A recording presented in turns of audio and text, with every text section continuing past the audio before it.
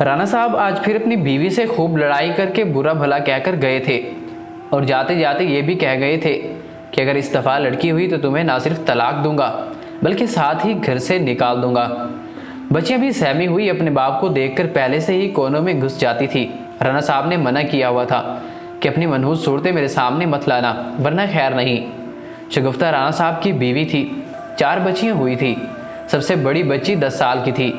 بچیاں تو ہوتی ہی حساس ہیں، بچپن سے ہی باپ کا پیار نہیں ملا، اس لیے احساس کمتری کا شکار ہو گئی تھی۔ شگفتہ بہت پریشان تھی، ہر وقت لب پر یہی دعا رہتی تھی کہ اللہ تیرے اس گھر کے سوا اور کوئی دوسرا سہارا بھی تو نہیں ہے، میں اپنی بچیوں کو لے کر کہاں جاؤں گی۔ شگفتہ کے ماں باپ مر چکے تھے، بس اب یہی ایک گھر اس کی پوری کائنات تھی۔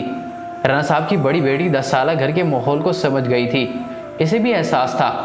بچی رانا صاحب کی دھمکی کی وجہ سے دیر تک روتی رہی، پھر اپنی ماں کے پاس آ کر بولی، امی ہم کہاں جائیں گے، باہر تو بچوں کو لوگ کھا جاتے ہیں، ہم کہاں رہیں گے۔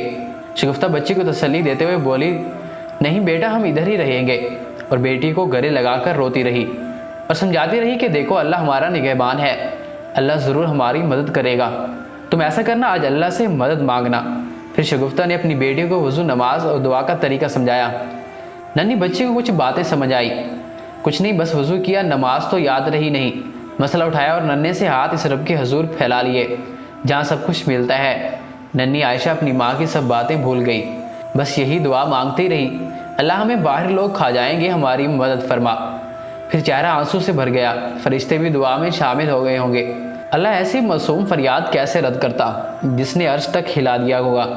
رانا صاحب آج خوشگوار موڈ میں تھے، اور کیوں نہ ہوتے، ان کی کمپنی کو آج بہت بڑا آرڈر ملنے والا تھا اور رانا صاحب انتظار میں تھے کہ جن کی کمپنی کا آرڈر تھا ان کے ہیڈ کو آنا تھا۔ آخرکار ہیڈ پہنچ گئے، فوراً لنچ کی تیاری شروع ہو گئی، لیکن ہیڈ صاحب نے آتے ہی کہا، سوری لنچ سے پہلے جمعہ کی نماز پڑھ لی جائے۔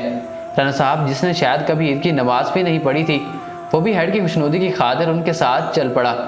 نماز میں ابھی ٹائم تھا، مولوی صاحب خطاب فرما رہے تھے، پھر مولوی صاحب نے نبی کریم صلی اللہ علیہ وسلم کی حدیث مبارکہ کا حوالہ دے کر ایک حدیث سنائی اور کہا، اللہ کے محبوب صلی اللہ علیہ وسلم کا ارشاد ہے، جب اللہ کسی انسان کو بیٹا دیتا ہے تو اس بچے میں روح پھونکنے کے بعد فرماتا ہے کہ جا آج سے تو اپنے باپ کا بازو بن جا، لیکن جب کسی انسان کو اللہ بیٹی دیتا ہے تو اللہ فرماتا ہے کہ جا آج سے تیرے باپ کا بازو میں ہوں۔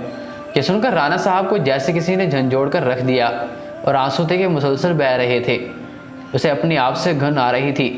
پہلے رانا صاحب کیا تھا، ایک چھوٹی سی دکان کا مالک، پھر پہلی بچی ہوئی، پھر دوسری، تیسری، چوتھی، اور رانا صاحب ترقی پہ ترقی کرتا گیا۔ ہم سب بہت جھوٹے اور اللہ کے محبوب صلی اللہ علیہ وسلم کی ہر بات، ہر وعدہ سچا ہے۔ رانا صاحب نے نماز ختم کر کے جیسے تیسے دفتر کے کام نپٹائے اور سیدھے گھر آ پہنچے۔